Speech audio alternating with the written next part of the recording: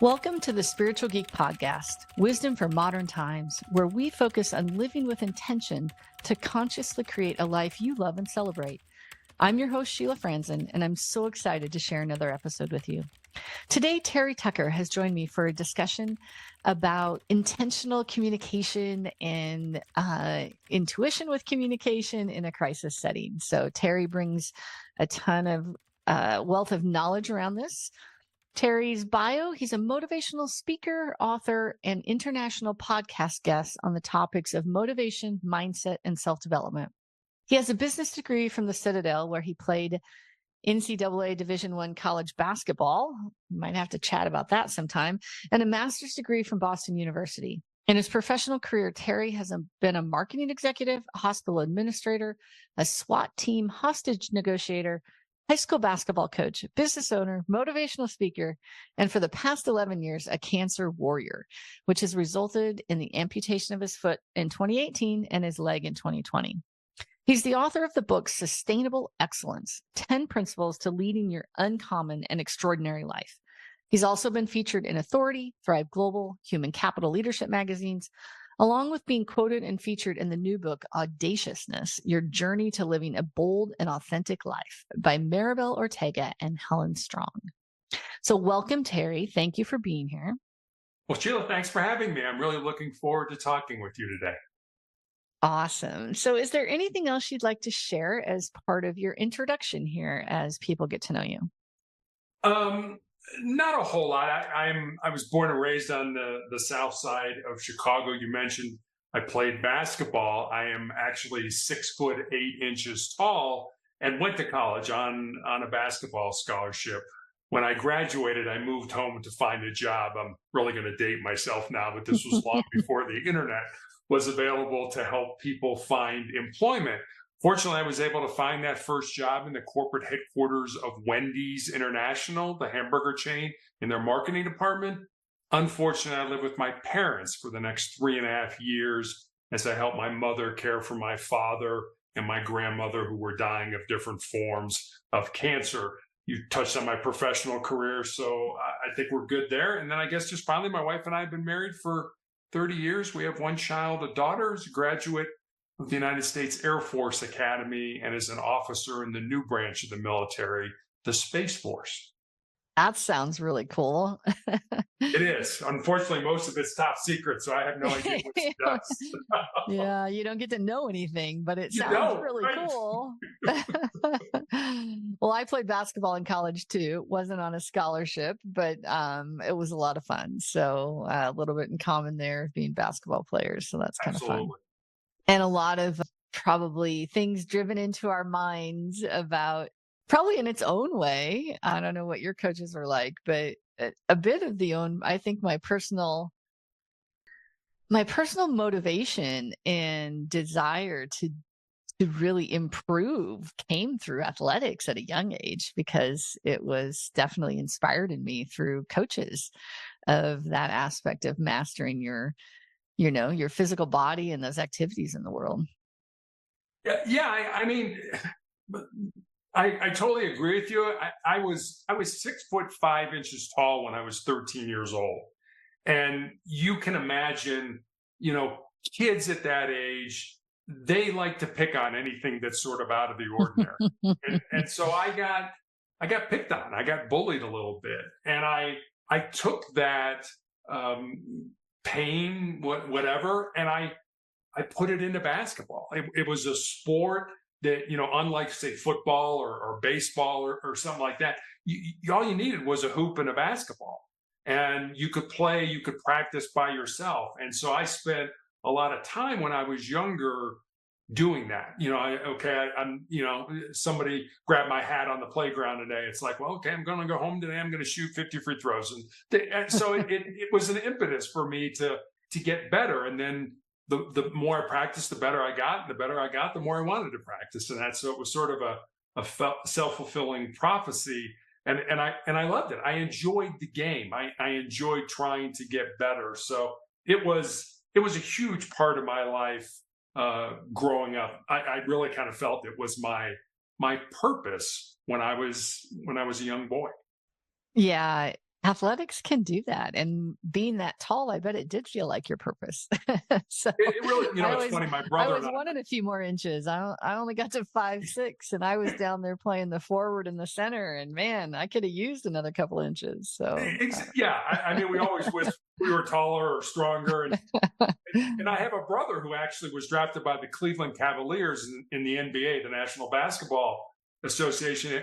And we talk not frequently, but enough that, gee, if we would have known back then what we know today about mindset, about exercise, about nutrition and things like that, we would have been so much better as players. But we didn't know that stuff back then. So just no, and it's used so much today. Like I mean, I used to, like, I do remember sitting on the bus and going to away basketball games in high school, and I would sit and run through every play in my head, and not just where like I was supposed to be, but where every other player was at as well. And so I, I don't know where I decided that was a good idea to sit and do, but I've since learned that was actually a really powerful way to create my reality, right? Create what was going on in the basketball game and how to make things work.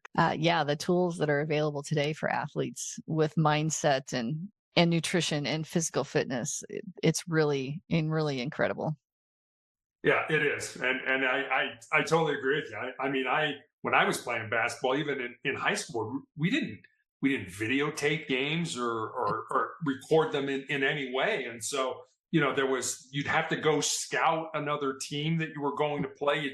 You'd send a coach out to scout them and kind of diagram what they did and things like that. Now everybody just takes not even DVDs or anything anymore. VHS and all that kind of stuff. We did do that in college, but it was a different way of doing things, and the game was different. When I played in college, I actually did a podcast yesterday with a young man who couldn't understand that there wasn't a shot clock in college basketball and there wasn't a 3-point line when I played. And I said, no, those things didn't exist yet. They hadn't come into things. So, yeah, they hit girls basketball my senior year of high school. So yeah. It's like, what's this? All right. Well, that was a fun little diversion. So the topic that you mentioned that we could start with, and I think this is actually a really interesting topic, is talking about effective communication during a crisis. And so just to start, like, tell me about like why that, where that came from. Like why, like, I know you've chatted about many things on many podcast conversations. So tell me where this one comes from. This one comes really from my time as a SWAT team hostage negotiator with the Cincinnati Police Department. The importance of communicating with an individual who is probably having the worst day of their life. I mean, we used to always say, if you're talking to us and your house is surrounded by the police, you're probably not having a very good day. And for those who don't understand how a SWAT team is usually configured, there's usually two groups. One are the tactical officers, the men and women with all the toys, and then there are the negotiators. And we used to joke with the tactical teams that if we did our job effectively, then they didn't get to use all their toys and things like that. And that was the hope. I mean, yes, SWAT can do some really ugly things, but really SWAT is a life-saving organization. You hope that you don't have to use these things. And hopefully, based on our training, our experience, we would do our job in the fact that we would get either the hostage and or the hostage taker out safely. That was our ultimate goal in doing that. So when we think about communication on a podcast with us, known as the Spiritual Geek, and this aspect of using our minds and our intention, our intuition to create our lives, you mentioned that you found this to be really helpful during your 11-year journey with cancer. So I'm curious, how did you find this aspect of these skills and strategies around effective communication helpful during this journey? Yeah, I mean, From a healthcare point of view, I've been battling cancer for 11 and a half years now. And when I was initially diagnosed, I was told this was a death sentence. And I thought, well, can I turn this into a life sentence? Can I turn this into something positive? Because I was told I would be lucky if I lived 2 years, and now we're 11 and a half years into this fight. And I think it's incredibly important, and you and I were talking before we started recording, about this. I think it needs to be a partnership. But I've also seen so many people who find out they have cancer or heart disease or diabetes or whatever they end up having in their life, and they just turn their entire life over to a doctor, to somebody who has a bunch of initials after their name. And I guess that's fine if that's the way you're wired. I'm not wired that way. I want my life to be shaped by the decisions that I made, not by the ones that I didn't make or the ones that other people made for me. So I asked a lot of questions of my doctor, still do to this day, still being treated. Why are we doing this? What do you think I should do? Just a quick example. I was talking to my doctor last week about the new COVID shot. I have a hypersensitivity to vaccines. The last COVID booster put me in the hospital for 4 days. So the question is, should I take this shot or not? Should I take this? And we came to the conclusion that I should not take. I've had two. I did not need to take this one just based on, I'm afraid the next one's going to kill me, not just put me in the hospital. So I want to know these things from my doctor. I want to know why we're doing a particular test, or why we're going to put me on a particular drug or medication and things like that. And it's important for me. But I've seen people just turn their life over to a doctor. Whatever you say, doc, that's what I'm going to do. That's just not me. And based on the discussion you and I had, I don't think it's you either. Yeah, well, I think it's not me. I mean, I've been challenging doctors in the world with questions for a very long time. But I watched it initially with my parents, and particularly my mom, who was an RN. And while curious about other ways to heal, was always ready to do what the doctor said, right? And it's an interesting perspective in this medical world that we have of assuming that a doctor knows best for you just because they've gone to college and read some medical textbooks, and you actually never know how well they did in college, right? You just know they graduated and they got their doctorate, but it doesn't make them, they're experts in their field, but they're not experts in your body, right? You have to remember that each of us is responsible for and owns our body, and we need to choose. I love what you said. The life is about the choices we make, and I want to be the decisions I make, not the decisions somebody else has made for me. And there's a huge part of our inner intuition, our inner strength that has to come forward in these moments where you're in a medical system that's moving very fast, and they want you to just do what they say, not ask questions. Right? Like, that's often not part of their norm, right? Particularly when you get these experts that are super busy, and the surgeons or whoever it is, and they just expect that you're going to absolutely do what they tell you to do.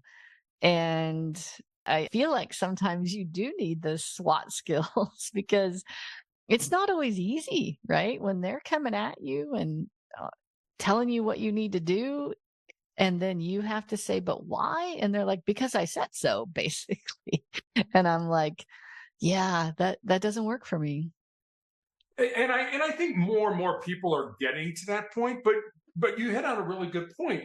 When you're faced with making these, a lot of times, life and death decisions, or when I'm going to have surgery or being put on a medication, you have just been hit right between the eyes. The boxer Mike Tyson said, everybody's got a plan until you get hit in the mouth. And I think that's really kind of what's been done here. You just got hit in the mouth. You had this plan for your life, and now it's just took a huge detour. And you're scared, you're anxious, your emotions are all over the place. And oh, by the way, I want you to think rationally now. And, you're right. We go back to my SWAT days when what I used to tell people is when we would start negotiating with somebody, usually think of a teeter-totter or a seesaw that we all played on at the park when we were young. So when we started negotiating with somebody, their emotional brain was way up in the air and their rational brain was way down on the ground. And so over the course of our negotiation, of asking them open-ended questions, of practicing tactical empathy, help me to understand where you're coming from and things like that, that teeter-totter hopefully would move to someplace near equilibrium. And then with more questions, with developing trust with the individual, with mirroring what they were saying, with connecting with them on an emotional level, then the rational brain would be up in the air and the emotional brain would be down on the ground. And that's when we would start talking about letting the hostage go, putting the gun down and coming out and things like that. Because we all make better decisions with our rational brain than we do with our emotional brain.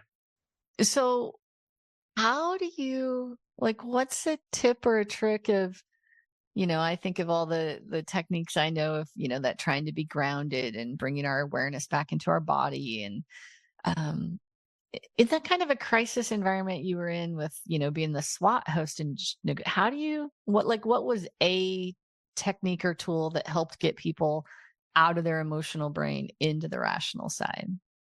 So I guess let me back up for just a second. When I first started as a negotiator, I remember they gave us this formula. And the formula was 7-38-55. And it had to do with how we communicate with each other. 7% are the words that we use. 38% are the tone of voice, or is the tone of voice that we use with those words. And then 55% of how we communicate with each other is our body language and our facial expressions. So if you and I are talking and I'm standing there with my arms crossed, or I'm playing on my phone, that's sending a message to you that, well, Terry's not really paying attention to what I'm saying here. So if you think about what we did as crisis or hostage negotiators, we were not with the person, we weren't in the room with the person with the gun or the person who had taken hostages. So we didn't have the luxury of that 55%. So I couldn't say something to an individual. And there were a lot of times as negotiators where we were on scene talking to somebody, we had no idea why we were there. We had no idea what precipitated them, grabbing a gun and barricaded themselves and something like that. So a lot of times we would pick a rabbit hole. Just pick a rabbit hole and go down it and see what happens. So if I would say, for an example, if you were a hostage taker and I said something to you, I didn't have the luxury of seeing you or observing you kind of roll your eyes and think, oh, what an idiot. I can't believe he said that to me. So that 55% was something we didn't have. So one of the techniques that we used is we would use how and what questions. We stayed away from why questions because why questions sound accusatory. Well, Sheila, why did you do that? Oh, wait a minute. Is he accusing me? Is he saying I shouldn't have done that, or I shouldn't have suggested that? So we can get to the same information. Sheila, why did we do that? Or what got us to this point, Sheila? That's a much softer question, but it gets you talking. And so that's exactly what I want to burn off a lot of this emotional energy by getting you to talk. So how and what questions, in addition to that, engaged you to help me get you out? You may say something and my response might be, how am I going to do that? Well, now I just put the ball back in your court. Well, Sheila, how do you expect me to do that? Oh, well, so now you start thinking about how you can help me get you out. And you don't even realize that we're doing that. So how and what questions were incredibly important. The other thing that we used is what we used to call parroting. I think the negotiators today call it mirroring, where we would repeat the last one or two words that you said or the important word that you said, and then we would immediately go silent. We don't like silence when it comes to communication. We want to fill that void. And that's exactly what we were trying to do. we would say the last one or two words, and then we would be quiet because you didn't like that. And you would start talking again. And again, that would help you burn off a lot of that emotional energy. I love that you bring in, I love remembering the 738-55. I've never heard the percentage. I mean, I've heard them before, but just that quick formula, it's actually really a really fun way to just remember that in our communication with anyone, right? Because it's like we listen to the words or particularly even ourselves, right? When it's our communication, like what I was getting as you were talking through these things is these are, I don't know why, it's this aspect of like we do this with ourselves in our own minds, right? Like we ridicule ourselves and we are tough on ourselves and we might be tough on the doctors. And then when the doctor tells us to do something, we listen to them and not to our own conversations. And so this whole aspect of allowing the silence, right? There's a bit of that that's just even fun to play with in the world of meditation and slowing down. And then this whole aspect of just mirroring, and we're trying to improve communication with each other. It does require reflecting back, right? Seek first to be understood and then to understand with the 7 habits and the silence, allowing a moment of silence and then choosing to respond based on that and seeing what happens. So it's just kind of fun to think about. That's calming somebody down in a hostage negotiation, right? Getting back into your rational brain. And like we use, these are techniques actually that are, I think this is the fun part. It's like it's used in a crisis SWAT negotiation, but we can use it in our conversations with ourselves, with our families, with our doctors in a healthcare world. They're all the same principles, right? They're languaged differently so that people can remember them. But at some level, it's the principles of coming back to connection, right? There's a human being sitting across the room from you, or across the phone from you, whether they were, had somebody held hostage or not. The way you're going to get back to rational and out of emotional is coming back to their humanness, right? Their individuality, their soul. Absolutely. Totally. And I think in any relationship, whether we're talking doctor-patient, whether we're talking husband-wife, whether we're talking boss-subordinate, whatever the relationship is, the overarching theme and the overarching thing for us as negotiators when we would do this is trust. We're trying to get somebody we've never met who's having the worst day of their life to trust us, to try to believe in us. And one of the things, I mentioned this, was tactical empathy. And that was seeing a situation from another person's point of view. And, it was one of those things where help me to understand where you're coming from. Not necessarily agree. I mean, if I'm negotiating with somebody that we know just murdered 3 people, I'm not going to say, oh, yeah, that was, you should have done that. But help me to understand where you're coming from. And one of the big things for us was listening and not listening to respond, but listening to understand. And I think that's where the big disconnect is today, where when we're having a conversation, whether it's one-on-one or with ourselves or in a group, it's like, all right, Sheila, hurry up and say what you're going to say because I want to get my 2 cents in there. That's listening to respond versus, okay, Sheila, I hear what you're saying. I may agree with you. I may not agree with you, but help me to understand where you're coming from, because that develops trust. That's like, oh, Terry cares. Terry wants to understand where I'm coming from. And when we were negotiators, one of the things that we never lied to people. People would say to us, hey, okay, I'll put the gun down and come out, but you got to promise me I'm not going to go to jail.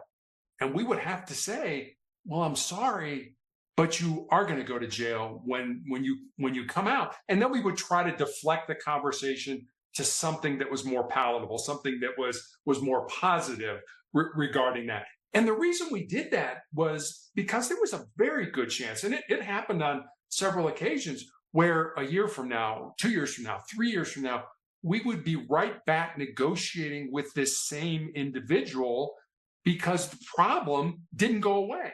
They may have had a fight with their mother. Well, their mother's still alive. They had another fight with their mother 3 years down the road, and we're back negotiating. And if they ever felt, hey, Terry, you lied to me the last time, well, my credibility is gone. You're going to have to bring in another negotiator to talk with this person because they don't trust me. And I'll end it with this. One of the most important things that we learned was the importance of our own voice, of using an inquiring or a curious type of voice. So every question we would ask would kind of, there would be that upturn of, well, what got us to this point, Sheila? And so you're in an inquiring type of voice. And the other thing we did, and I think this is incredibly important when we talk about talking with another person or even talking with ourselves, because I'm not very good at this, as you probably figured out, is the importance of slowing down. Most of us talk too fast. And I know I'm guilty of that so much in my life. But the power of your own voice was something that we focused on a lot in training so that we could use it when we were negotiating with somebody.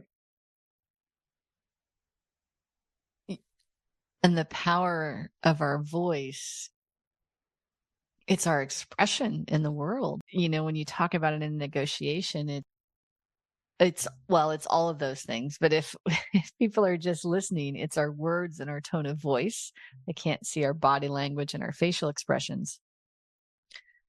And that power of our voice and slowing down to allow, there's a frequency in sound. There's a frequency in our voices. We often think of it as singers, right? We feel their energy and their intonations because they use voice in a very powerful way with singing.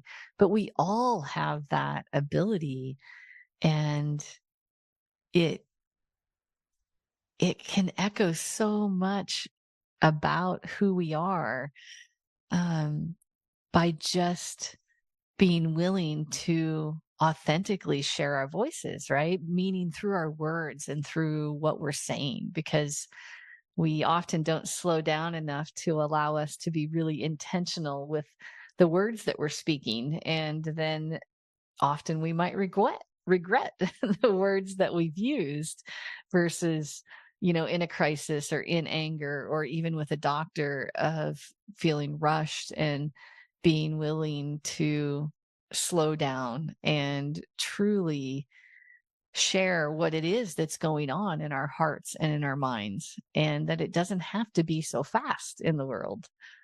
So I love right. that. I remember. Yeah, I remember the Cleveland Clinic did a study years ago, and they came to the conclusion that we have at least 60 to 70,000 thoughts that pass through our mind every day. And 95% of those thoughts are the same ones from the day before. So roughly on any given day, we have approximately 3,500 new thoughts. But the interesting thing about our minds is that our minds operate at a speed of about 1,000 words a minute. Now, I can talk fast, but I can't talk that fast. and if you think about it, you're right. I mean, a lot of times we get ahead of ourselves, and there was that old, I'm going to mess up the saying, but, make sure you engage your mind before you engage your mouth. And so many of us do just the opposite. We got to say something, but we haven't engaged the brain yet. And you're right. We end up regretting saying something, or we get ahead of ourselves and we're tongue-tied and we don't know where we're going with the thought or the idea. And I think if we do slow down, I mean, let's face it, if you're talking to a doctor about a life and death situation, a chronic or a terminal illness, there needs to be time spent on that. It's not, oh, hey, your 20 minutes is up, it's time to move on. It's like, wait a minute, I could potentially die from this. I want to talk more about this. But there's that rush, as you said, you get into the medical system and it's sort of the hamster on the wheel. It's just how fast can that thing go? Because the more patients you see, the more money you make and things like that. there's a difference in healthcare, I think, between a business-centered model and a patient-centered model. And I think a lot of times we get stuck in the business-centered model where you've got an X number of minutes to see a doctor, but what you're dealing with is incredibly important and maybe even life-threatening. It's just so challenging in the medical environment because, you know, even every disease, as much as we think they're all the same, when you take cancer and, different types of cancer and the treatments that have been identified for specific types of cancer, the response is, well, this is what we do for this type of cancer. And it's like, yes, but this is this type of cancer in my body. And how is it going to affect my body with everything else going on in my body? And I think those are the moments of, trying to really be willing to, I had my own journey. It's been a year and a half now of having a cancerous breast tumor removed, and the support that they wanted to do after for me. I had, done tons of research and tons of alternative healthcare, and have lived in a holistic kind of environment all of my adult life. And, the standard treatment was, can't, well, our cancer treatment in the US is so brutal when you step back and look at it, but it's like, we're going to cut you, we're going to poison you, and we're going to burn you. Sounds fun, doesn't it? Yeah, sounds great, right? And I'm not here to be a cancer expert, but you have to know what's right for your body, right? And for your life situation and where you're at. And, the standard for me was remove the tumor, do radiation, take all these drugs to manage hormones in your body. And I was like, yeah, I'm not going to do the radiation, right? Like, I was very fortunate, and it was very early on, it's a very early stage of the type of cancer, and it was isolated, and it was very low likelihood of recurrence. And so, I kind of did all the calculations and the math and the research. And when I got on the phone with the follow-up doctors, I was like, so you're telling me that, there's like I don't know, 2.5% chance of this, and then that would equate to, like, I don't know, something less than 1%. And he was like, yeah. I said, so I'm going to take my 1% chance that it's going to come back, and I'm going to focus on the 99% chance that it's not. And I'm not going to do radiation. and they don't like that, right? Because it's like, I'm refusing what is the standard protocol and the standard treatment. But I was like, if they had told me it was an 80% chance, I'd been like, okay, fine, I'll consider this. Maybe this is what my body needs.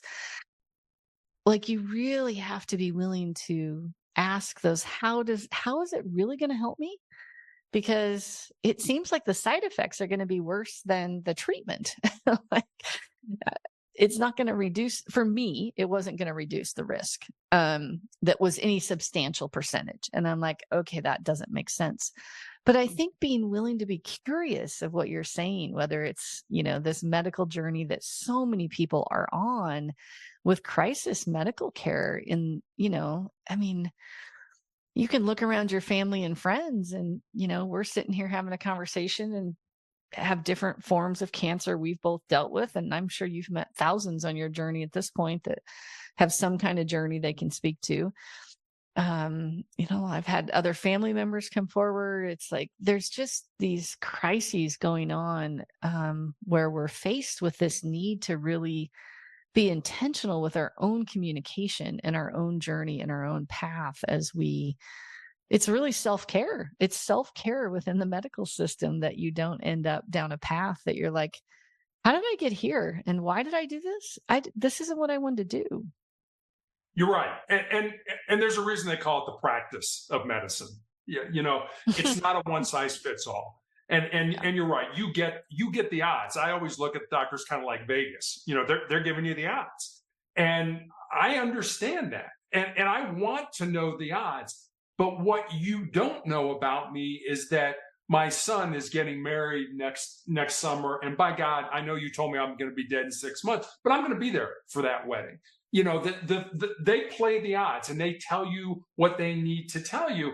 I am fortunate that I am being treated now at a university setting. So I have access to cancer oncologist. I have a cancer pharmacist. I have all these people. And I remember I want to be involved in my healthcare. So I read, I try to educate myself. And I remember reading an article about two doctors in Portugal who were doing an experiment with DHA, the fatty fish oil.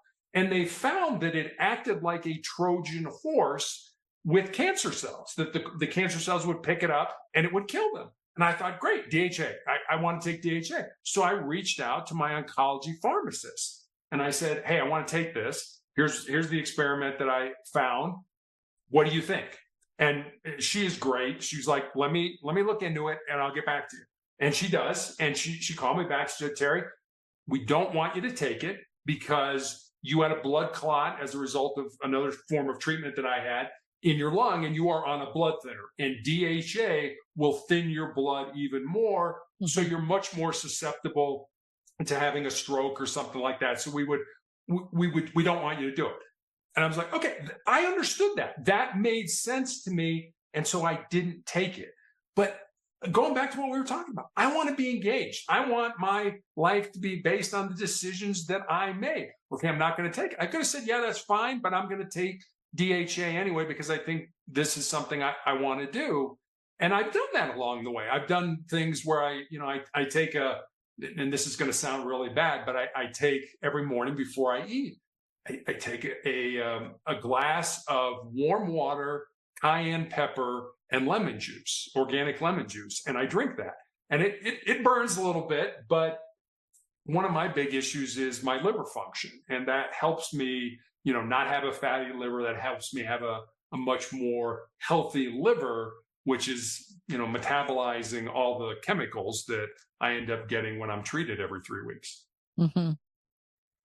Yeah, that's like a great morning ritual. Mine's pretty much the same. I'm just doing honey with it instead of cayenne. So okay. You can't find a much more powerful liver tonic, cleanse the liver first thing in the morning with some lemon juice and cayenne and restore the blood sugars in the liver with a little bit of honey. So it's these natural tonics that our ancestors did for decades, eons. There was a reason, right? So it's wonderful that you challenge your doctors with the things that you learn and find, and that they're willing to work with you and say, yeah, in your situation right now, that doesn't make sense.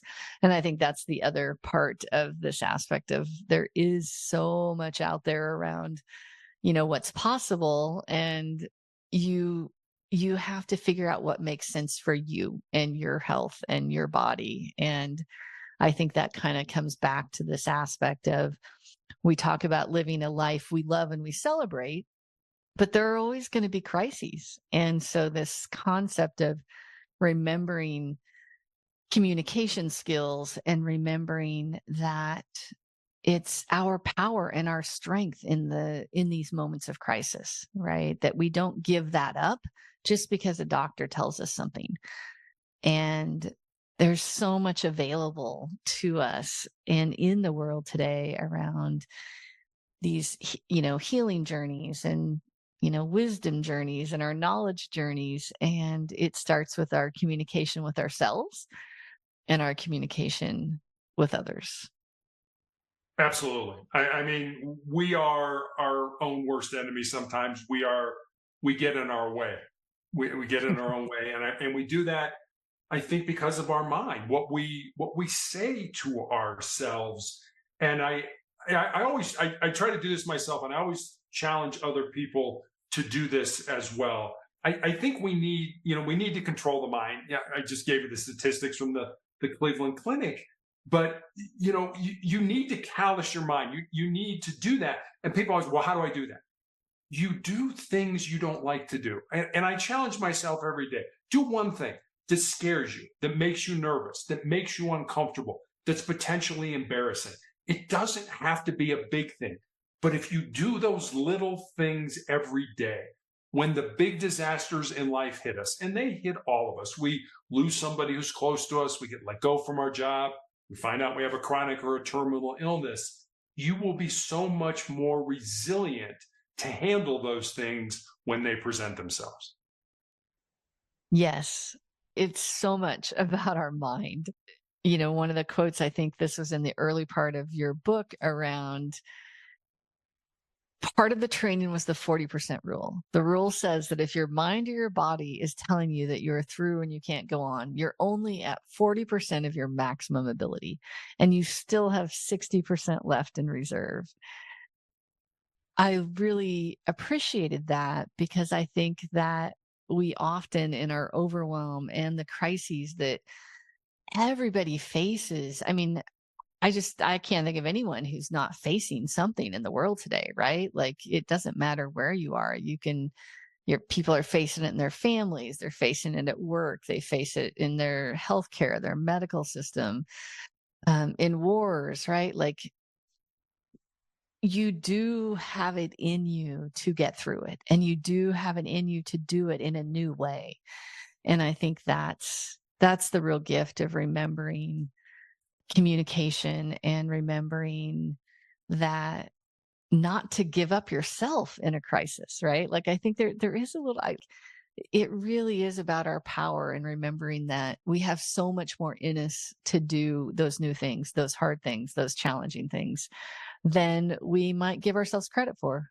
We let fear shut us down. And how do we remember, oh, I'm challenged today, I've still got 60% left. Nice. Okay, let's keep going. Like, I think it's just really a brilliant way to look at life.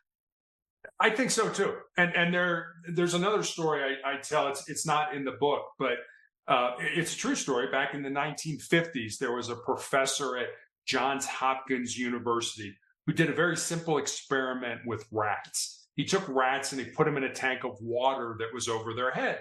And he wanted to see how long the average rat would tread water.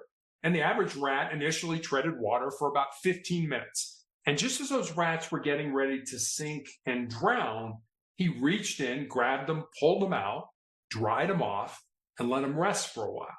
And then he took the exact same rats and he put them back in that exact same tank of water. And the second time around, on average, those rats treaded water for 60 hours. Now think about that. 15 minutes the first time. You're just, your business isn't going to go under. You're not going to fail. No, you're going to die. Your life is going to be over. And the second time around, 60 hours, which said to me two things. Number one, the importance of hope in our lives. That if we believe we're doing what we need to do, if we believe we're doing the right things for our life, maybe not today, maybe not next month, maybe not even this year, but at some point in time, things will get better for us.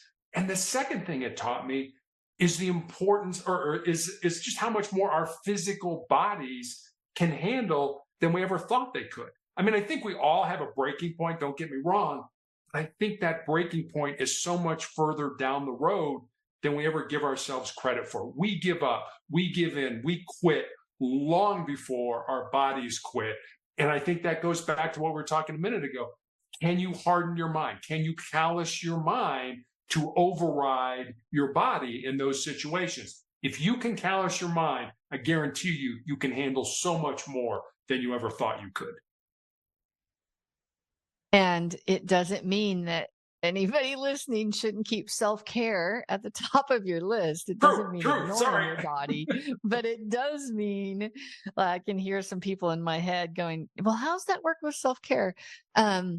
It means pushing.